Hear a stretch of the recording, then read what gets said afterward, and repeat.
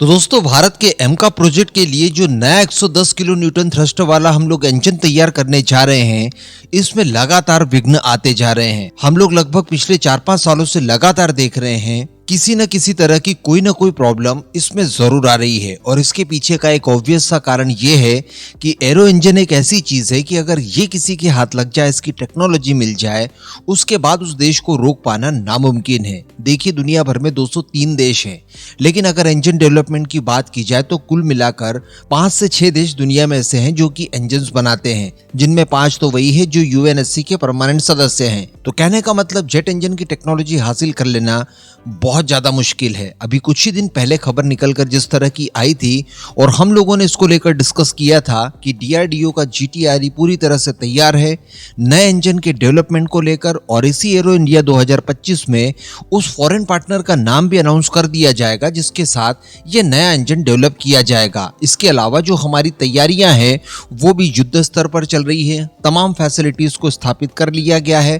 अक्टूबर month से इसी साल वो ऑपरेशनल भी हो जाएंगी। वहां पर इंजन टेस्टिंग वगैरह का काम आप कर पाए इस लायक सारी चीजें तैयार हो जाएगी। इसके अतिरिक्त ये भी बताया गया कि एमका के अलावा अलग से 5 से 6 बिलियन डॉलर्स के आसपास का इसके लिए फंड भी आवंटित किया जाएगा, जो कि केवल और केवल इंजन डेवलपमेंट के लिए होगा। इसके अलावा जो सबसे बड़ी खबर निकल कर आई थी, जो हम लोगों ने बड़ी प्रमुखता से डिस्कस की थी, वो फ्रांस की साफरान की तरफ से खबर आई थी कि देखिए किसी भी तरह के पुराने इंजन का कोई लेना देना नहीं होगा। बिल्कुल ही एक नए कॉन्सेप्ट के साथ, एक नए डिजाइन के साथ एक ऐसा इंजन डेवलप किया जाएगा जो कि दुनिया भर के सभी इंजन से बिल्कुल अलग होगा, नेक्स्ट जनरेशन होगा और 6th जनरेशन तक के एयरक्राफ्ट में आप उसका इस्तेमाल कर पाएंगे। यानी रफाल में इस्तेमाल किए जाने वाले M88 इंजन का कोई भी लेना देना, कोई भी डिजाइन वगैरह उसमें इंक्लूड नहीं किया जाएगा।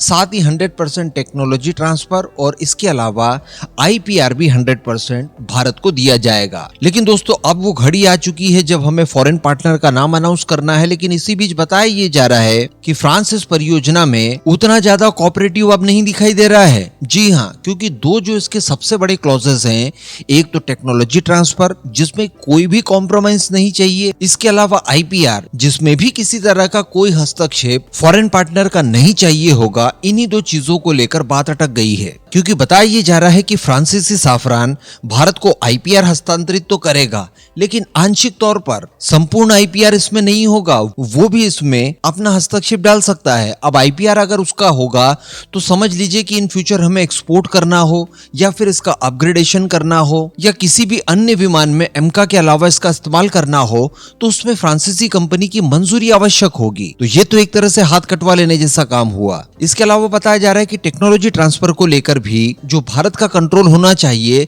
उसे भी ये लोग सीमित रखना चाहते हैं। यानी इन फ्यूचर भारत इनके बिना किसी तरह से इंजन के अंदर कोई काम कर ही नहीं सकता।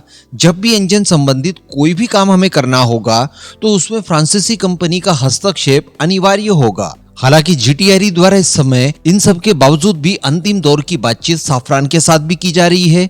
लेकिन इसी बीच बताया ये जा रहा है कि रोल्स रॉयस को भी बिल्कुल त्यागा नहीं है और रोल्स रॉयस के साथ भी उसी अग्रेशन के साथ बातचीत लगातार की जा रही है। और बताया यहाँ पर ये जा रहा है कि यूके द्वारा, यानी यूके की रोल्स रॉयस द्वारा फ्रांसीसी साफरान से अच्छा ऑफर भारत को दिया जा रहा है, जहां पर किसी तरह की कोई लिमिट, कोई कंट्रोल सिस्टम इन्होंने अपने पास नहीं रखा है और 100% टेक्नोलॉजी ट्रांसफर के साथ IPR देने के लिए ये लोग प्रतिबद्ध हैं। तो यहाँ पर जो पिक्चर चल रही थी अभी तक, वो बिल्कुल ही अलग हो जाती है। वक्त, जज्बात सब एक साथ ही बदल जाते हैं। जहां पर फ्रांस का ऑफर देखकर पास्ट में ऐसा लग रहा था कि इसके अतिरिक्त अन्य किसी भी विकल्प की ओर हम लोग अब देखेंगे भी नहीं, तो वहीं पर ये विकल्प अब कमजोर नजर आने लगा है और यूके का जो पक्ष है वो मजबूत नजर आने लगा है। तो अब यहाँ पर सारा दारोमदार डीआरडीओ की जीटीआरई के ऊपर होगा कि वो दोनों के ऑफर का प्रॉपर मूल्यांकन करके किस फाइनल फॉरेन पार्टनर को चुनती है, जो कि न केवल हमें टेक्नोलॉजी ट्रांसफर, IPR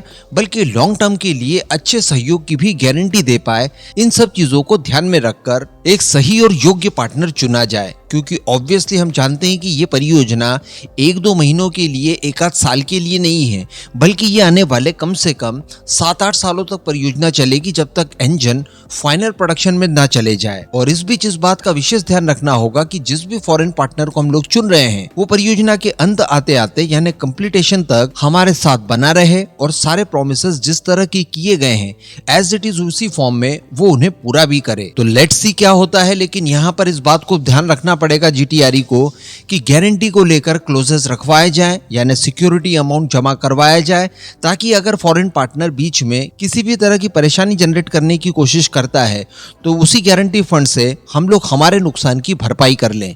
क्योंकि सारी चीजें देखने के बाद ये चीज तो कही जा सकती है कि ये इन फ्यूचर भी अपने प्रोमिसेस से पलट सकते हैं। बाकी मैं यहाँ पर आपका ओपिनियन जानना चाहूंगा, नीचे कमेंट करके अपना ओपिनियन जरूर दीजिएगा।